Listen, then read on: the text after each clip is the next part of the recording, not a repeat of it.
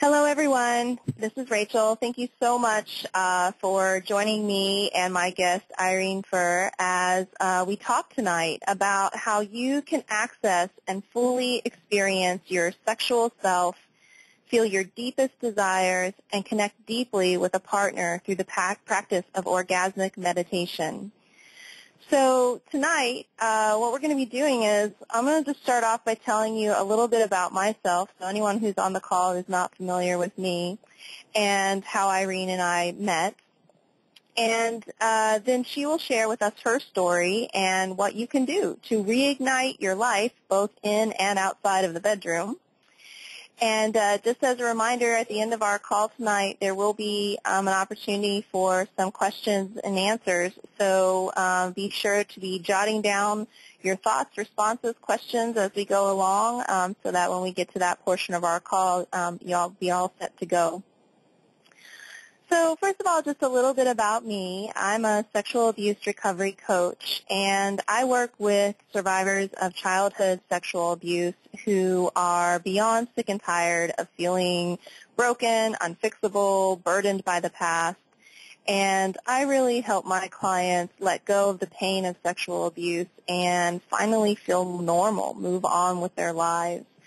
And through my work, I came upon a seminar, a coaching program to really support me in my efforts. And that's where I met Irene.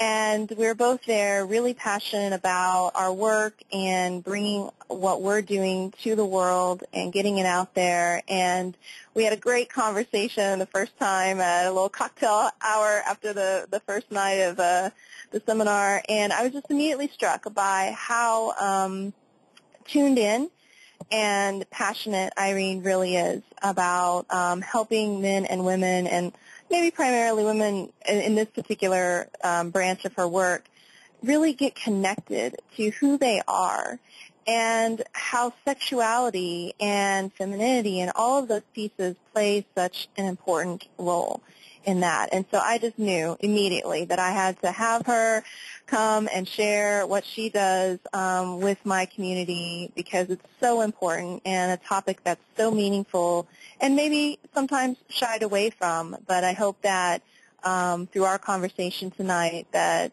everyone will feel empowered to talk about these topics more so. So a little bit about Irene. Irene is a coach and a fierce champion of women owning their femininity and sexuality and igniting the world with our power and leadership. And she works with savvy, progressive, high-achieving women to connect to their wild, passionate, and powerful selves by opening up their sexuality and accessing the confidence to express themselves fully and ask for what they truly want. That's amazing. I want that. Give me some of that.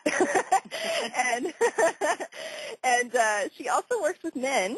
I think we're a ladies' night tonight, unless we have some men popping in, which is totally fine. But she does also work with men to help them gain confidence to approach turned-on, self-actualized women and connect with them deeply. So she's a sexuality coach and trainer of orgasmic meditation, and you can certainly visit her website, www.irenefehr.com, and it's IRENEFEHR. And we'll be saying that again throughout the night. So don't worry, we'll have plenty of opportunity to snag that. So Irene, welcome. Thank you for being here. Rachel, thank you so much for having me. This is such a pleasure, and I totally echo what you said about our first meeting together. I had the same thoughts. Oh, my God, I want to work with this woman. I want to join you in your mission, because our missions are so similar, and I think our passions are too. So I'm really excited to be here, and I'm excited to join all of you in introducing this practice to you and opening up the discussion about this topic, which is, I think, so important and so critical to all of us, and it's also so difficult to talk about. So I want to acknowledge you for showing up and being here, and I'm just really honored to be on this program. Awesome. Well, to get us started, you've done a great job this past couple of weeks sharing some of this information already through the blog. And you shared a little bit about your story and how you got started. But for those who didn't get a chance to read it, can you tell us a little bit about how you got into this practice and this work? Absolutely. So I'll try to summarize this really quickly. My journey into work with sexuality, started really by accident, and it had really nothing to do with sex. I thought I was living a perfectly great life on the outside. I had great jobs. I had a marriage, which looked really good. I had a beautiful apartment in San Francisco and a really handsome dog. I was volunteering abroad. Everything looked really perfect and great on the outside. And on the inside, at the same time, I was perfectly miserable. I was living in fear, in insecurity, in shame of who I was. I didn't even know I could live from my desire. I very much lived a life of what I'm supposed to do and what I'm supposed to be. And effectively, I led a double life. And I was able to hide all the insecurities and all that with everything else except one area, in the bedroom with sex. Mm. And for me, I didn't have many sexual experiences. And the ones I did have were just full of shame for me, shame about my body, shame about thinking I didn't know what to do. And also there was a lot of shame and a lot of frustration about one thing, which even still today it's hard for me to talk about, which was the inability to climax. All right. Everyone in the media talks about, the big O, big orgasm, having, orgasm with your partner at the same time, and my inability to do so. Moreover, I wasn't even close to being able to climax. Led me to think I was broken, I wasn't good enough as a woman, there was something wrong with me, no man will want me. And as a result, I shut down, I kind of withdrew. And I didn't know how to ask my partners how to get me there. And most of the time they weren't actually really interested in doing that either. And so we were kind of like stuck in this place of no communication, no intimacy. And while I was really withdrawing and shutting down and my sex drive was really suffering, I just was not interested in going there. Mm-hmm. And, and how did I compensate for that? I have always been a brainy child, and so I've really focused on things that occupied my brain, further withdrawing myself or separating myself from my body. Right. And that also showed up in my life as losing energy, losing excitement for life. Everything was just like a grind. It was just like turning the chains without lubrication. I was just not excited about doing things. And at the same time, I had this lingering feeling inside, there must be more to life than this. It's kind of like emptiness feeling, like I am missing something inside. And about 3 years ago, I hit rock bottom. It was just, I couldn't move anymore. It was a point in my life where I could no longer feel desire.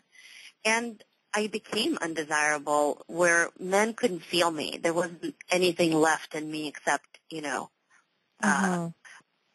analysis and ideas and things I could talk about from my head. But from my body, there was no emission coming out. And it was really scary to see that even, when I lost weight or looked great or bought this amazing new outfit, men weren't looking at me at all. Like they were not seeing or feeling me. And that was incredibly scary. Right. And at the end of that year, 3 years ago, I had a breakthrough. And first I had to have a breakdown where I hit rock bottom before I had this breakthrough where I realized that I had been living this double life. One was in my head because I was escaping my body and all the shame around that and my own sexuality. And that chasm was just too painful to continue living. or having those two lives was just too painful. And I went on this journey to look deeply into myself, and I started working with two amazing life coaches who kept asking me, what do you want in your life? And for the first 6 months, I couldn't answer that. They kept telling me, feel in your body. What is your body telling you? And I was like, I can't feel my body. I couldn't access anything there. And that was really painful. And it also led me then to looking into my sexuality. And what I think of as sexuality is everything that I am as a woman, beyond gender, beyond orientation, beyond beyond the cultural stuff. It's more of what is my soul? And my soul is made up of my essence, my emotions, my feelings, my desires, all of that. And my expression of all those things is my sexuality. It's how I show up in the world as I am, whether it's in feminine energy or masculine energy or a combination of those.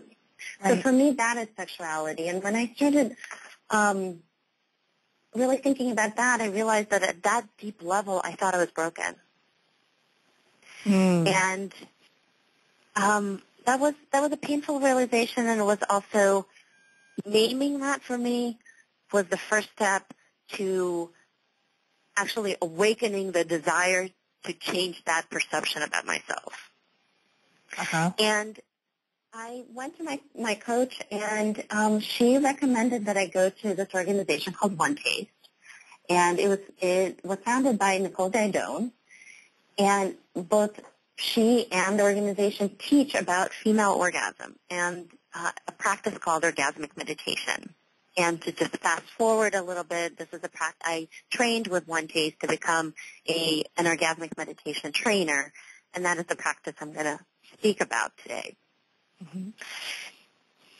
There was something that piqued my interest about this practice from the start. It was just what? What is that? This is this is so crazy. This is I have so much charge around this. This is not the kind I'm not the kind of woman to do this. And still there was something that was you know what, I think there's something here for me to learn by doing this. And so what this is, what orgasmic meditation is a 15-minute partnered sexuality practice that involves a stroker and a strokee. A strokee is a woman, and the stroker could be a man or a woman. And both partners are clothed except she takes her pants off, lays down, and for 15 minutes, timed precisely on a timer, the stroker strokes the 1 o'clock spot of her clitoris. Up, down, maybe a little bit faster, a little bit slower, whatever the right speed feels like at that moment for 15 minutes. There's, like I said, timer, there's lube, there's gloves, and it's all in a nest, meaning there's a setup for this with pillows and blankets on the floor where this was happening. And I'll explain why these are important too in a second. There is no other touching than the stroking of the clitoris. There is no need for reciprocation, meaning you don't have to touch him. You don't have to give him a blowjob afterwards. There's absolutely no requirement for anything other than the stroking of her clitoris. The woman gets to ask for adjustments, and the stroker proposes adjustments. Would you like me to go a little bit faster, a little bit slower? Or the strokee will ask, could you move a little bit to the left or to the right? And there's nowhere to go, nothing to do in this practice. Just focus on your own body, whichever position you're in, and focus on the point of connection with your partner. There's no need to climax. There's no need to to flail and scream in passionate orgasm like we see, we see in porn videos. Right, right. You're there just to experience and to feel. Yeah. And at the end, there's this one really important thing, which is you get to share a frame, which is a snapshot of a moment you experienced during the OM, or orgasmic meditation for short. And that's to connect the partners over our mutual experience. Wow. A frame would look something like, there's a moment when you were stroking up that I felt an electric jolt running through my legs. And it's so powerful to experience something in our partner's body and to know about it. And it's such a beautiful moment of connection at the end of the practice that closes the container of the practice. Right, right. Wow, Irene, thank you so much for sharing your journey in getting here to this place and coming to be a practitioner of orgasmic meditation. And I'm really excited to share this information, with our listeners because, me, somebody who hasn't heard about it, hasn't done it, it's like, what in the world? What are you talking about? I'm going to get, with a stranger in the whatever, 15 minutes. That's a long time, And so first of all, if anyone listening is kind of like, whoa, wait, what is this all about? Don't worry. That's a fair response. It's not an everyday thing that you hear about, but I know that Irene's going to really help us understand the impact and the broader implications. And even just from this first piece that you just shared, I felt myself almost just relaxing into that and going, wow, to just not have to perform, right? Taking that whole performance piece out of sex and sexuality and just being able to tune in to my body and what I'm experiencing and how different touch causes different sensations.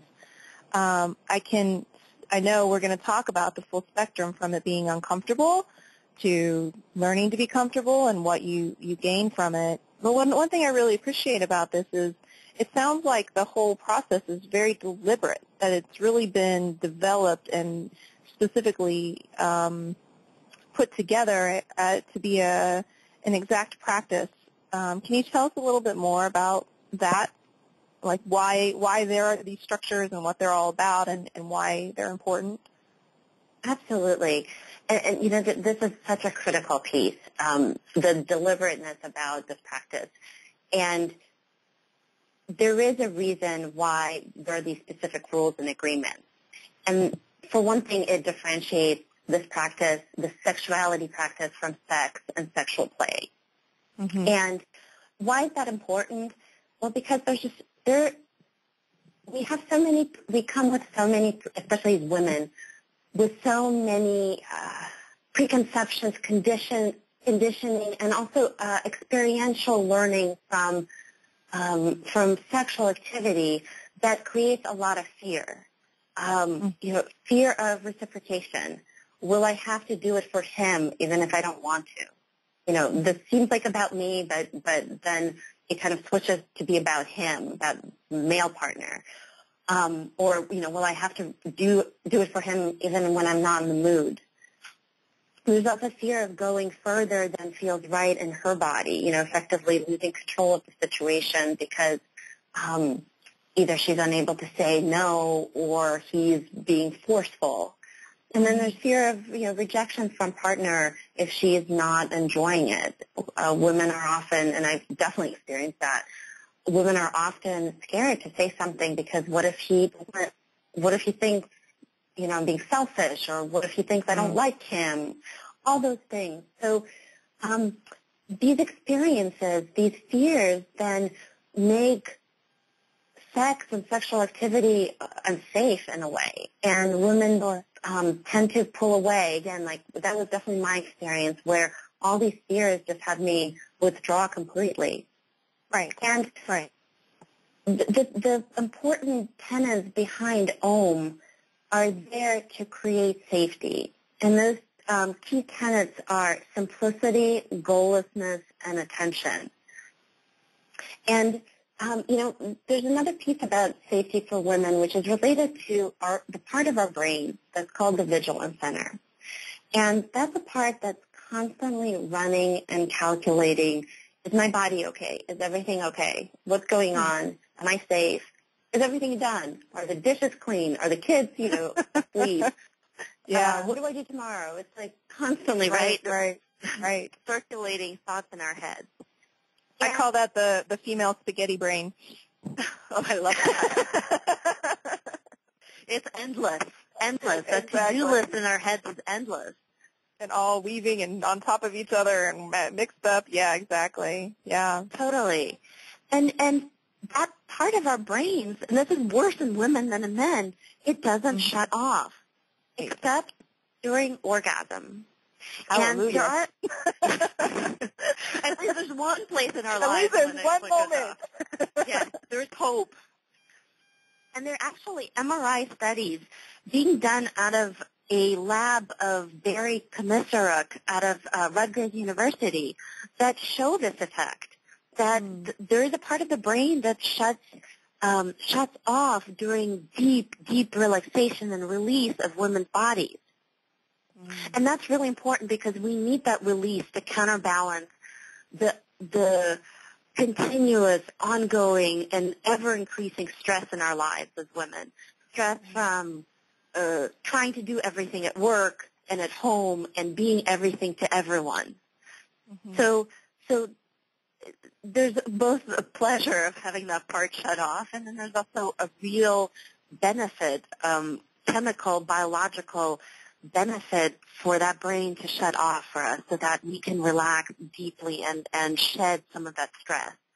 And, of course, we all know the negative side effects of stress in our bodies.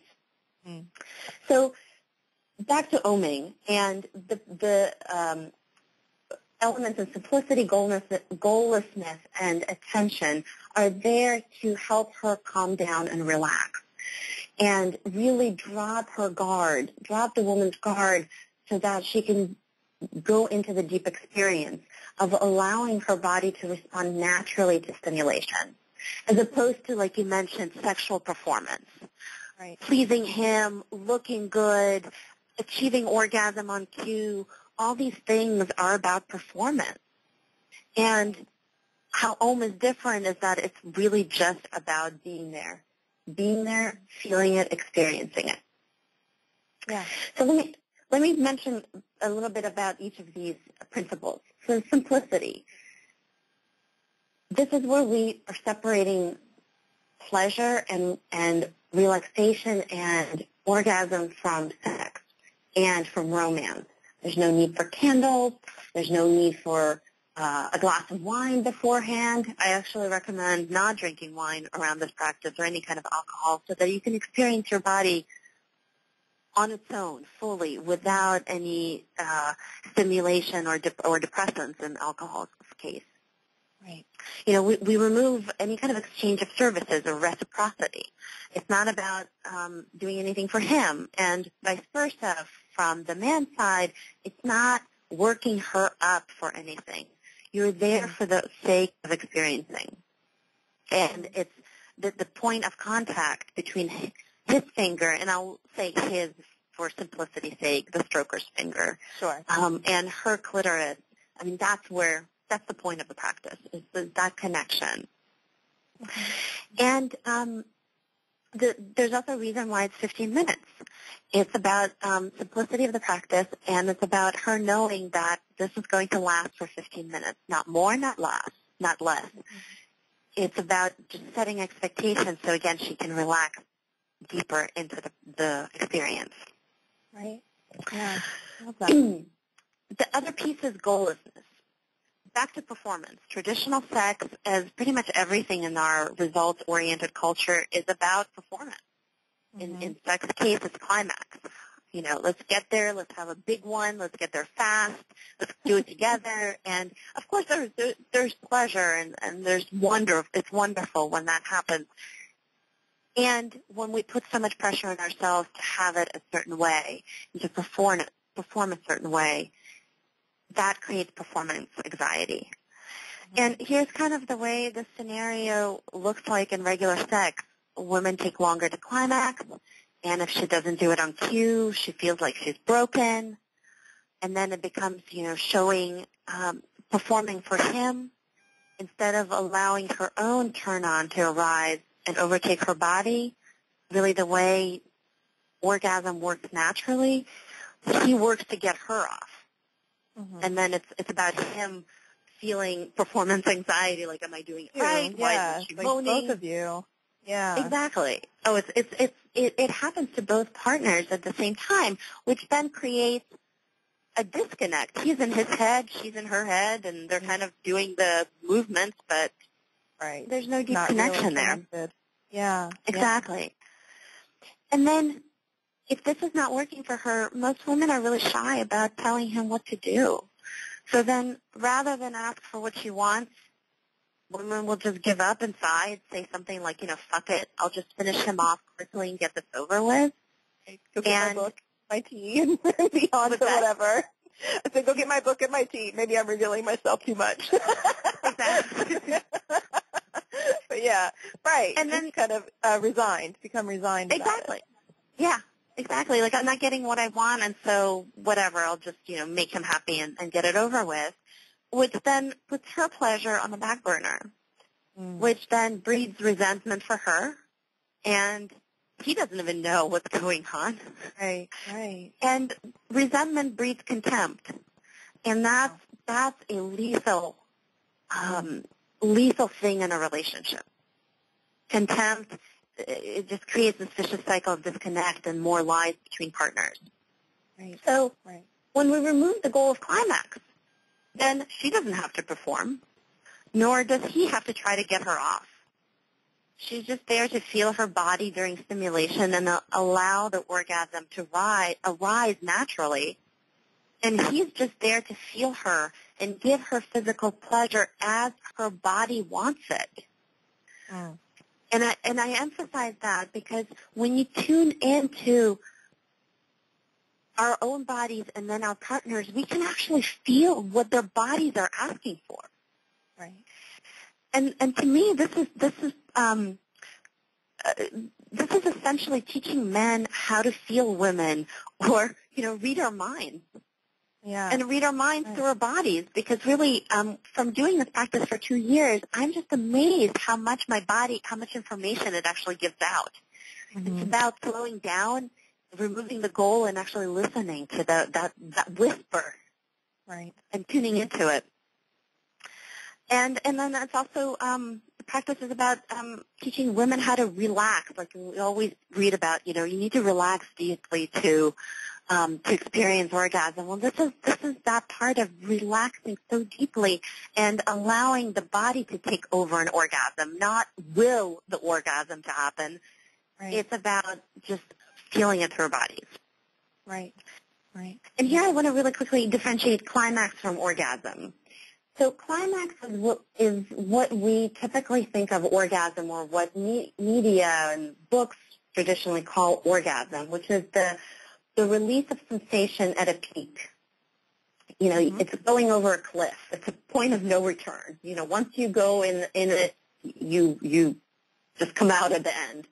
There's no way of stopping it. The way I talk about orgasm, which comes from One Taste and this practice, is that orgasm includes climax. But it's so much more. It's about the entire process of being turned on, which starts from maybe feeling a little bit of heat in your palms, to having your heartbeat quicken, to, maybe some shaking in your knees, to pulsation in your pussy, to the prolonged wave of pleasure in your body. Right. All of that is orgasm. Every point along that trajectory is orgasm. And it doesn't have to stop. It doesn't have to stop. It can be continuously flowing through us. And in an OM, climax is not the goal. If there is one goal, of an OM. It's about experiencing orgasm in your body. That broader, broader spectrum of turn on in our bodies, whatever that looks like. And there's a huge range. It could be, the body gyrating. It could be laying completely in total stillness and not making a single movement or sound. It could be screaming. It could be crying. It could be falling asleep. I've had many OMs where I have fallen asleep. And that is okay. That's fabulous. I love it. That's what my body needs, and it's about being total approval of that. Yeah. That's awesome. And I just want to, Oh, yeah, go ahead. Oh, no, go ahead. Well, I just wanted to pause there because there's just so much in what you've said, and you really blew my mind here with the climax versus orgasm. Orgasm includes climax. I think that I just want to really highlight that again for anyone who's listening to really hear that and think about how your sexuality, how your partnership, how your experience of sex changes when it's, you have all of these elements, the whole process being a part of, orgasm, as opposed to these are like the sideline items, and maybe I get them sometimes, maybe I don't, but somehow I'm still supposed to come and be pleased and all that. So that really stood out to me, and then I just wanted to kind of reiterate and highlight that for folks. I think it's very profound. Yeah, and for me, it was a hugely profound shift that helped me be really comfortable with that perception that I was broken, that, I thought because I couldn't climax that there was something wrong.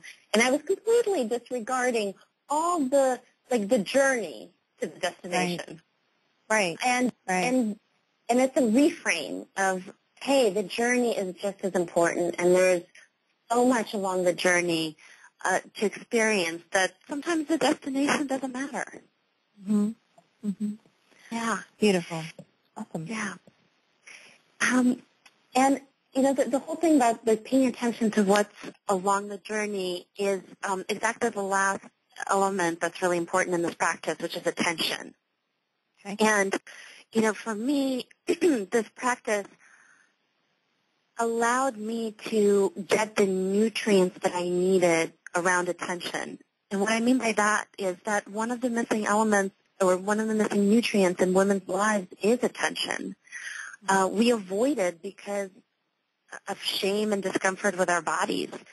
But it's really what we need, that deep attention, connection to who we are is so important for women. And then on the other side, men don't know how to give it because women don't know how to teach men how to give it. Plus, of course, all the cultural stuff and conditioning you've got has us, not know how to do that. And when you slow down and get outside of your head about how it's supposed to be, and when you can give exquisite attention to one another, it's in that attention that we get to see each other as another human being. And we get to learn about our bodies and what they want, like tuning into that whisper about what our bodies want and need and desire. And that's a reflection of us. And also what our partners want and need and desire. And in that, we get to really connect. Yeah. And also when you slow down, like I mentioned, learning how to discern the whisper from your body, learning how to discern the different sensations. There's so much that our bodies emit. There's heat and there's coolness, tingling, electric jolts, sensation of running water, or a feeling of butteriness.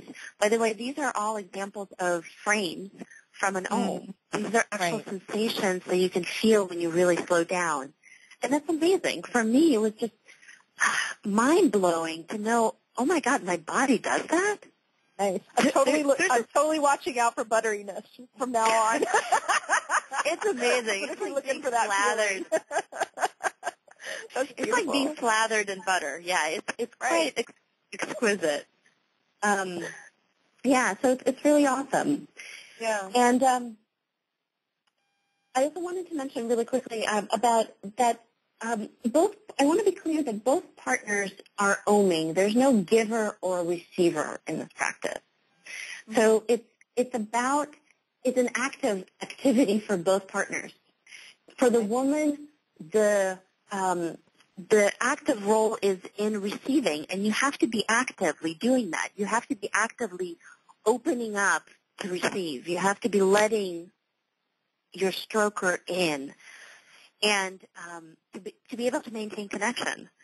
And for the other side, for the stroker, he has to also really surrender and let go of the ideas of how it's supposed to be and how he needs to stroke you to make you get off, and just feel her. And in order to know what stroke is right, what would be the next stroke that feels right for her. So there's a lot of, it's not a passive practice at all. It's very much an active practice, and it's an activity that's very deliberate and requires a lot of attention. Got it. And as a result, like I mentioned in the beginning, there's a lot of safety around this. It's not mindless movement just to get off. It's not just haphazard. It's very mindful. It's a mindfulness practice. It's a very simple practice for a reason, which is again safety, and that safety allows the natural flow of orgasm or turn on in a woman's body to arise. And that's, to me, that is then the gateway to the liberation of desire for women, to the liberation of really for allowing that deeper self to come out and to express myself. And I mean desire in the wider sense, desire for connection, desire for love, desire for being seen, desire for being touched. That was missing for me. I just want to pop in real quick because I thought that was something from what you shared early on that really stood out to me, was that as you became more and more disconnected from your own desire and from your sexuality, it was like a tamping down in other areas of your life as well. Those areas kind of became numb or not as full of energy as you would want them to be. I thought that was really interesting. Yeah, absolutely. I had no idea related to my sexuality at that time, but absolutely, I experienced that everywhere.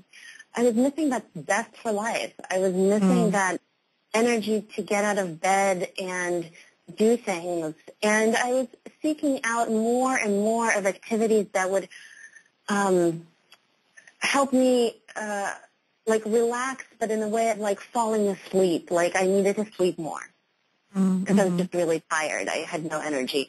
I needed to have more time off from invigorating activities because my body was just really tired, and the fatigue was just setting in deeper and deeper, and I thought more rest was the answer, but it wasn't. It was almost like the wrong answer. Yeah, right. Yeah, and I imagine there are probably many women on the call today who are very busy in their lives and, let me volunteer over here, or let me go and take care of this, or let me turn my attention here, and are experiencing that sense of kind of lack of joy or feeling downtrodden or like just exhausted. Yeah. And by really taking a look at what's happening in, like, is desire flowing? Is it moving in your life? How that might actually bring more energy into things for you. Yeah, absolutely. And it's really, you hit it on the spot there, and it's about energy flowing into you. And I deeply believe in we're not stagnant, stable bodies. There's always energy running through us, and desire is one of those currents that's running through us. And so if there's if I don't give myself permission to really express desire because of insecurity and shame, and then it becomes this cycle where I don't even know how to have desire, then it creates a blockage, and then desire is fuel for all these other areas in our bodies, in our lives. We volunteer and do all these activities because we have a desire to change people's lives, a desire to do. And so that blockage then affects other areas profoundly. Right. Yeah. Awesome. And so I was going to mention that, that what I'm starting to realize from my own experience and then working with women is that women have a lot of desire. And then we have a system that really doesn't allow for it. There's the external pressures, the conditioning, all that, and then there's the internal system, our own beliefs about ourselves and security that keep the desires locked down. And that's a millennia-old trauma that has women clamped down on sexual desire. And it's something that's so prevalent that we need to work on both externally by changing perceptions, and then also internally by changing our own beliefs about it and giving ourselves permission. Right. Yeah. I love that. So, as I'm listening to you and I'm thinking about, myself, and also knowing, that maybe some of our listeners are coming from a background of trauma, sexual abuse. And as I was talking with some friends about this upcoming call, they're like, well, can't I just do it on my own? Like, isn't there a way to, get around this? Maybe I could, start, particularly, if you have sexual trauma in your background or you feel really turned off or, having a hard time connecting with a partner, that, well, maybe I'll just do this for myself. But it sounds like it's it's kind of built in to the practice that you're working with a partner. Can you tell us a little bit about why that's important, why self-pleasure isn't kind of on the list of things to do when it comes to this particular process that you're talking about? Absolutely. And I get this question all the time. So thank you for asking it. I know it definitely comes up for pretty much everyone I talk to about this practice. Doing it with a partner is what makes this practice so potent. And I believe that fundamentally we are all about human connection. We get off from human connection. It's that we need human connection to self-actualize ourselves and to, we feel good in the presence of other people. And of course, like you mentioned, with sexual abuse and trauma, many of us have experienced deep trauma where other people have hurt us physically and or emotionally. And I believe that in those cases, it was because we were fundamentally disconnected from each other. So we could not feel each other, we could not empathize, and we were, people were capable, other people were capable of doing harm because they were disconnected from other people. Mm-hmm.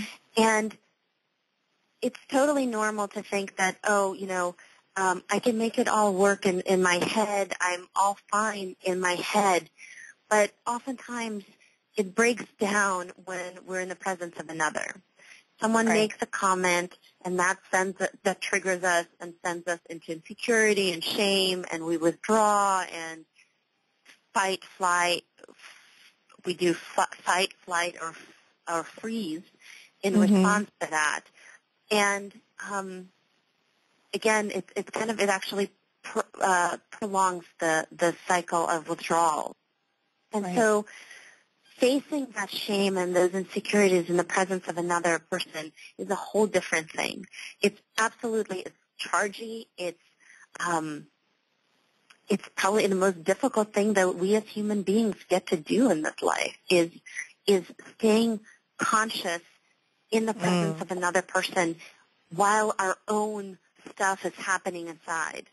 And it's about asking for what you want and standing in your power, holding ground in presence of another person. These are that's what makes the practice so powerful. And it's also things that we all want to learn. We don't want to check out. We don't want to, repeat patterns of running away from issues. Right. Right. And then for women especially, women need connection. While vibrators can do the physical trick or just even stimulating ourselves, they do not provide the emotional aspect that we need that comes from another person. And they don't provide, again, vibrators or self-stimulation doesn't provide us oxytocin, which is the pleasure hormone, which comes from touch of another human being. Mm-hmm. And that's a critical hormone that we need to fight the stress hormone cortisol. Mm-hmm. That is just so important to us as women, to any human being, men or women, but to women especially. Like I mentioned, because stress has such deep and profound negative impact on our bodies. Right, right. And then another reason is that we cannot take ourselves out of control. I mean, think about it. If you are doing the stimulation, you are in control of it, right. Whether it's with a vibrator or just your hands. And if you're worried about, the safety piece, without someone holding that safety for you, you're maintaining control. Right, right. And so that's, again, that's where the partner comes in. It's very important to do it with a partner so that they can create that safety for us to go out of control and also create that container where we can practice working through some of our deeper shame and insecurities, which have us check out otherwise. Mm-hmm. Mm-hmm. Yeah, that makes a lot of sense to me, and I know that it can feel confronting. And I'm sure the first experience is, like any first experience, a little awkward, a little, what's happening here, not sure. But what I love about the practice is that it really sounds like it's set up so that there's a really safe container. But what if somebody is not in a relationship or doesn't want to? You mentioned earlier that the stroker could be a female partner. Ladies, call your best friends. Yeah. I actually think that could be a really profoundly amazing experience. Joking aside, I think that women who are confronted by being touched by men because of abuse, to allow a trusted female friend to begin this practice with you, I think could be extremely healing. But so if somebody doesn't have a partner or isn't comfortable, with a male partner, what are the options?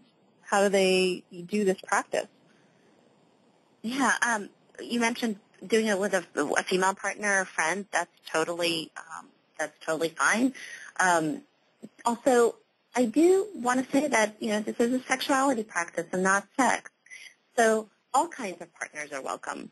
You can ask friends, lovers, present or past, friends with benefits, whatever it is, and strangers. And I don't mean total strangers on the street.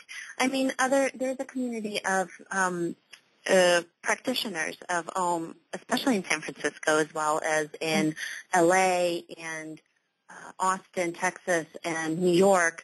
And once you're trained in the practice, you can access the network and connect with others. Mm-hmm. And I know that many women are worried about this, and so many of my clients mention this all the time, ask me this all the time. It's like, what if I start getting attached to my own partner? And I want to say, great. Notice what is happening and explore what is arising in you. Explore what kind of things are coming up and how are you working through that. Because OM it's like an experiment. It's like a controlled experiment that you do day to day as a practice. And because it's the same every day, the setup is the same, the timing, everything is the same, you get to actually notice what arises in you, which is the different, the variable from day to day. And so play with it, experiment with it, notice without judgment what comes up, and see how you want to deal with it, and how your body wants to deal with it versus how your conditioning is prompting you to deal with it. And that's an area to explore and play. And it's an area to build trust with your partner and ask for what you want and design what that looks like for both of you. So I think that one thing that's really coming to mind is the fact that, that sex is never just about sex. It's all these other elements that you're pointing at. It's about attention, it's about connection, it's about communication, trust, and asking for what you want, owning what you want, being comfortable in it. And so it's really fabulous that through this practice you actually have this opportunity to grow and stretch in these other areas. And I'm sure that translates out into your life in general, right? It doesn't just stay in the nest, so to speak, but that you end up taking those lessons learned into other areas of your life. Yeah. Yeah, absolutely.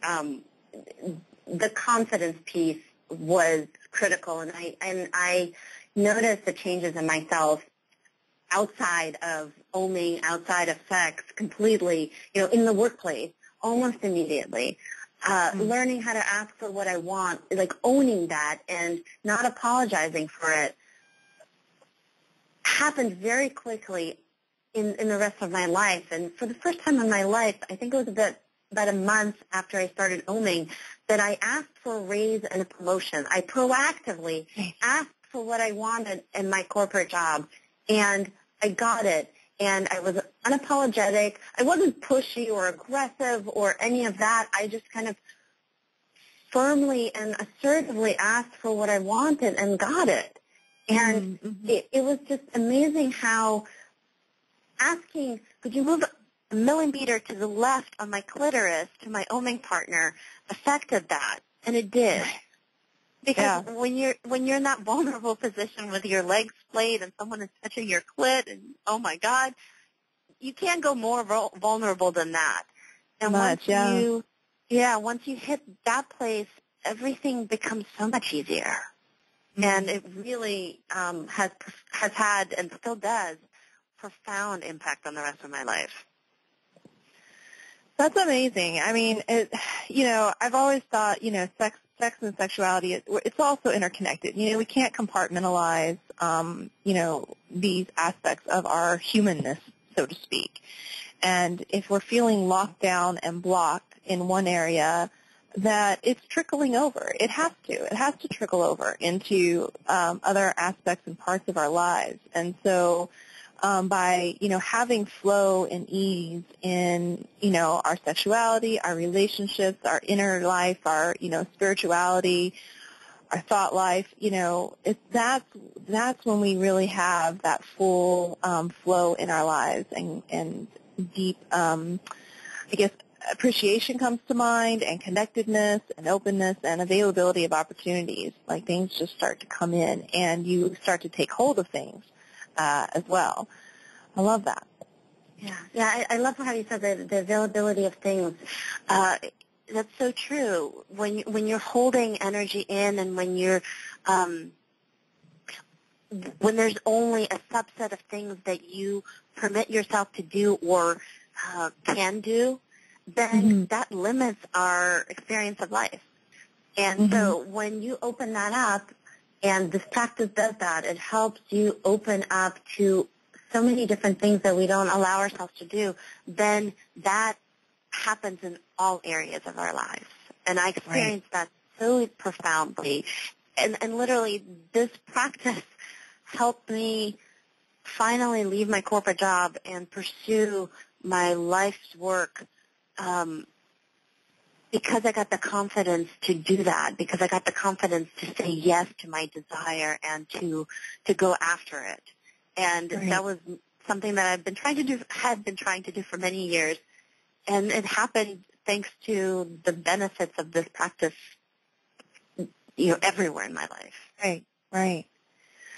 Well, I know I could ask question. I mean, I have a million questions. But I think now might be a good time to see what's on the minds of people who are listening. And but before so hang tight. I think we'll switch over to the Q&A in just a minute. But what I know, Irene, is that you've now taken this amazing journey that you've been on, and what you've learned, and that you are now, offering this work and working with women so that they can have this same sense of, freedom and expression and connectedness to their sexuality, and gain all of these things that you're talking about: confidence, resilience, power.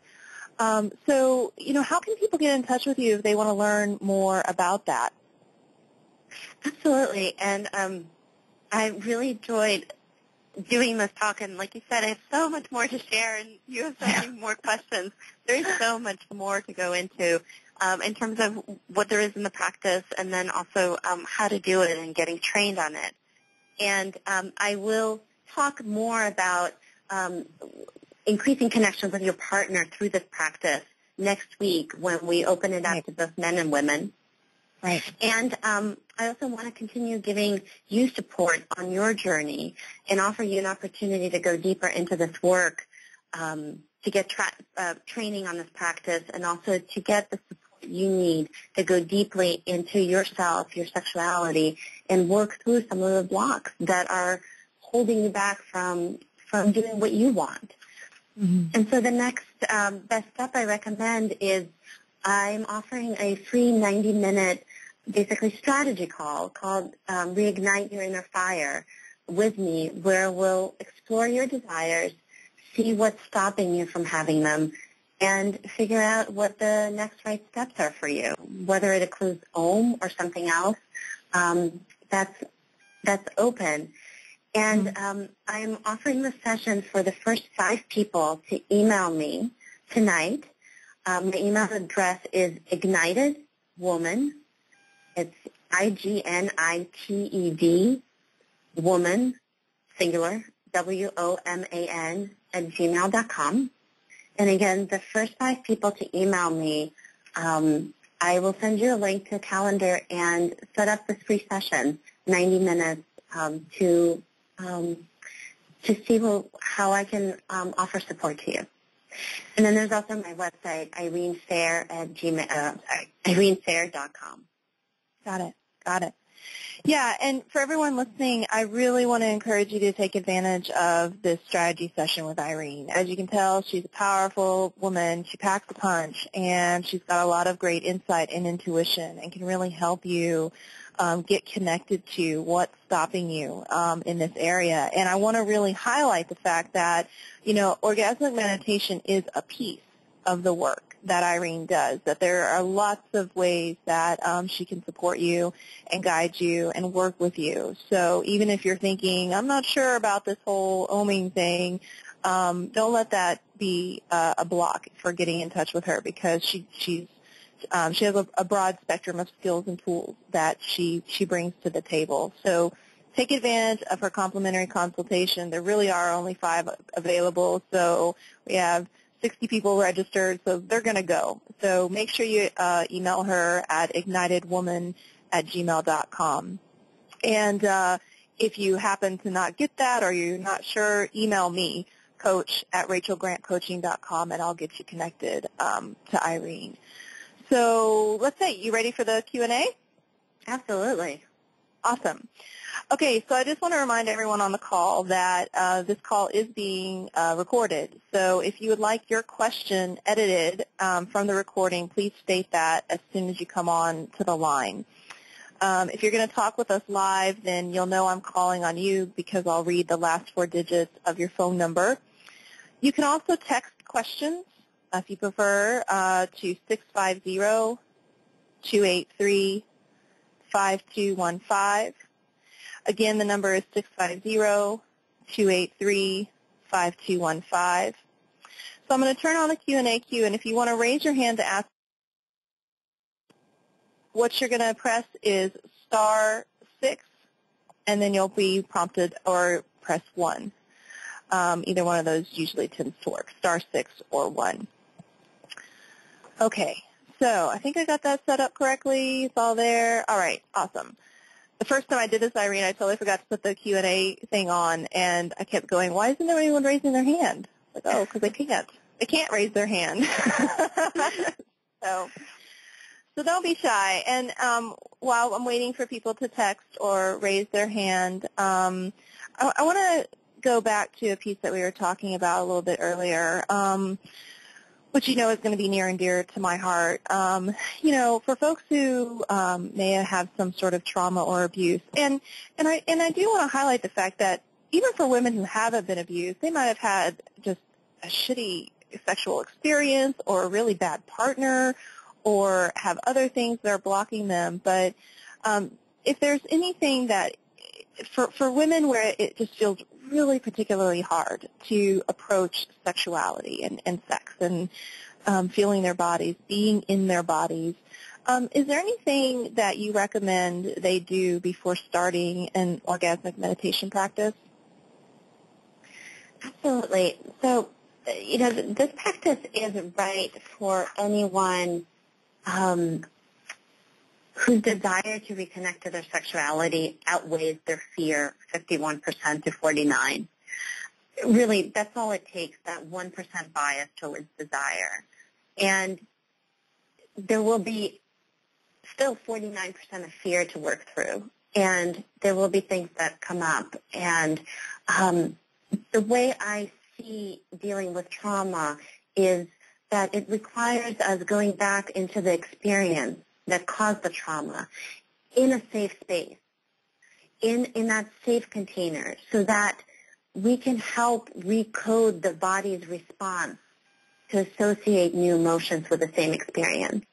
Mm-hmm. And when that desire is there to recreate the experience of this, if there's sexual abuse or like you said, an experience with a shitty sexual experience, one response is to just withdraw completely from that, and another one is to go back again in that safe space to recreate a different way of doing that.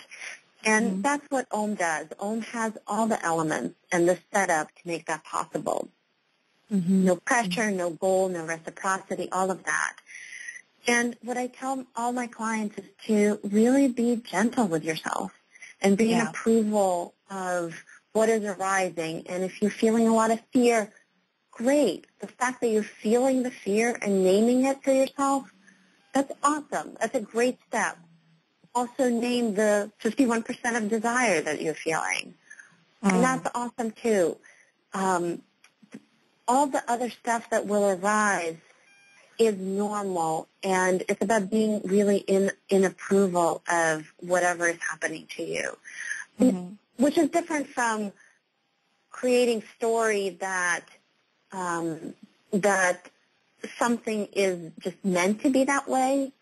By approval, I mean really just being gentle with yourself and saying, like, okay, it's okay that I'm scared. Right. It's okay that I'm, freaking out. It's okay that I want it. And go from there. Nice. And then, of course, having support to go through this. This is critical. I started out with a coach from One Taste, and it took me a month and a half before I did the practice because the fear was greater than the desire, and the desire was there underneath. And so working with a coach is really critical in this because this is hard stuff. This is really deep, profoundly deep, and profoundly human experience. So. Yeah, one thing that comes to mind is, as a piece of my Beyond Surviving program, I do a lesson on sexuality, and for me, the main kind of takeaway from that particular lesson is all about distinguishing sex and sexuality as obligation from sex and sexuality as choice. And, of course, when there's abuse, it's all out of obligation. And, adult sexuality is about embracing that you have choice now. You get to say no. You get to decide how you want to be touched. You get to decide when you want to be touched.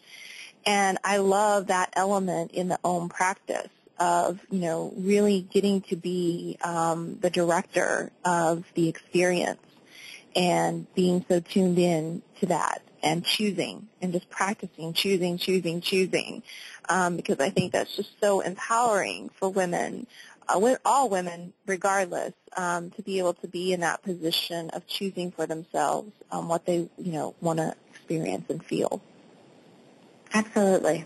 And in an OM, there's no obligation in terms of obligation to the partner, and there's also no obligation to yourself to do anything, but right. to feel or to ask for the stroke that you want. And for some women, oming may be just having the stroker's finger on the clit without any movement because they're so sensitive. Mm-hmm. Yeah.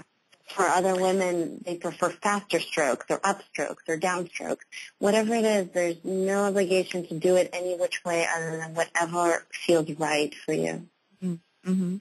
Have you ever started out working with a client? One of the things that I have experienced with some of my clients is they're so disconnected that going straight to the hot zone it's like too much too soon, right? And Mm-hmm. so one client who comes to mind who hadn't really had sex with her husband for like 3 years, we started with, sit an inch closer on the couch and then, and without getting up and running away, right? And then just sit and hold hands for 10 minutes and see how that feels.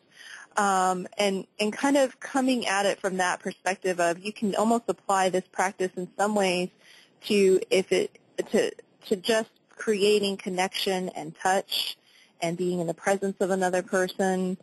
And I really think that a lot of these same philosophy, the tenets that you talked about can apply there. And so you can kind of work your way up to those kind of the more intimate touch. Do you agree with that? Does that make sense? Is there any, yeah. Yeah, wanted to wholeheartedly say that I absolutely agree with that. Mm-hmm. And the tenets of the practice can be applied in almost like mini ohms that don't have to be on the clit, but, between I also worked with a couple that did not have sex for many years, and starting out with just him stroking her arm with the same exact principles and tenets in place. No goal, exquisite attention, and simplicity of just stroking her arm for 5 minutes and noticing the sensations, noticing what comes up in your head. Same thing. Right. And starting very Love small. that. And there's definitely variability in terms of the people that I work with, what is appropriate for them in the moment. Right. Okay. Yeah, I think that's good to really highlight for everyone who's listening is that piece of it, that you can really take it and broadly apply it to other things. So, again, anybody who's listening, if you want to ask a question, you can press *6 or 1 on your phone, or you can text me at 650-283-5215. And I want to know if it's not – oh, go ahead. I also want to welcome any questions you have. Welcome you to send me an email as well with any questions after we get off the phone, and that's ignitedwoman@gmail.com. Yeah, perfect. So if it's not too personal, I want to hear how your sex life has changed. How are you getting down these days? Oh my God, did it ever change? I'm blushing here. Oh my gosh. Oh yeah, I made you blush. Good. I went from absolutely no desire and libido to just being so turned on, and for me, OM is like a daily nutrient that I take in that fills me up, and then I have all this energy. But I think of it as sexual energy that can be spent sexually, that is having sex, or it can be spent doing other things. And yeah, I'm loving sex these days because it's right now all about connection. And principles of OM just seep into sex, seamlessly. It's about knowing my body, not being ashamed of what it is and what it looks like, not being in my head to worry about whether I'm doing it right, and really connecting to my partner and playing and exploring. And it's just, it shifted so deeply. And, you know, sometimes it's really quiet and gentle. Other times it's really rough, and it spans the spectrum. And I'm in approval of all of it, and I'm just learning how to enjoy all of it and, you know, create through it, play with it. So it's a lot of fun. Nice. I'm happy to hear that. I'm happy to hear that.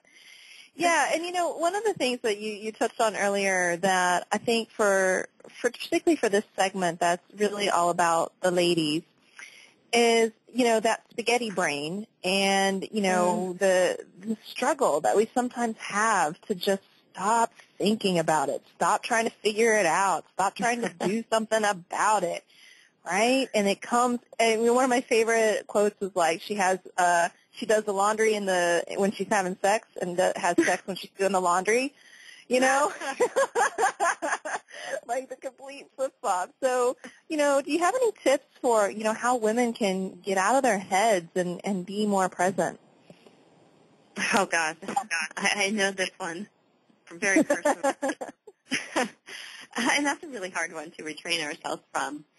What I learned from meditation, and I did 5 years or so of sitting meditation before coming to Om, and then, of course, through Oming, is that, you know, instead of trying to stop the mind chatter and the to-do list, instead of, like, forcing ourselves, being like, stop it, this is, you know, don't do this, and being hard on ourselves, instead of that, focus on what is going on in your body. Like, start focusing, you know, pick up a sensation, tune into a sensation in your body, and start tracking it, and focus on that. And, of course, your mind will trail off, and you'll go back to the to-do list or planning the vacation, worrying about the kids' fever. And it's about just acknowledging that your mind went off again and doing it without judgment, letting go of judgment that, oh, I did this again. And refocusing back on that sensation. You know, it could be something like, I have an itch on the ankle, or I have heat traveling down my leg, or I'm feeling tingling in my toe, and focusing on that and learning to focus your mind on your body and on your sensations instead of trying to stop the mind chatter.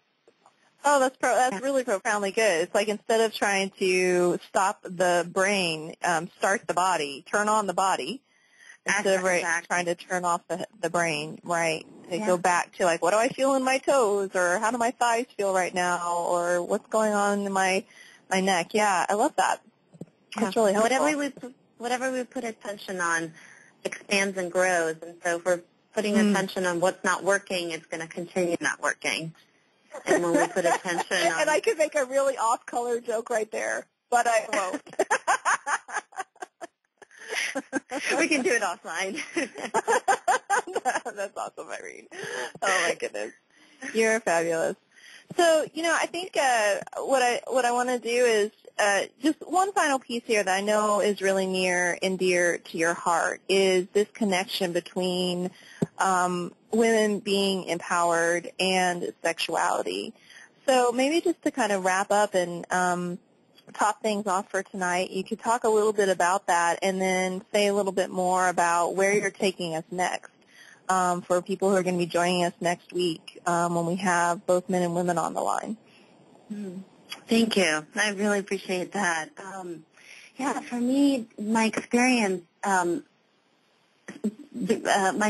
of how sexuality seeped into other areas of my life was just super profound, and it led me to really see how sexuality and women's power is connected.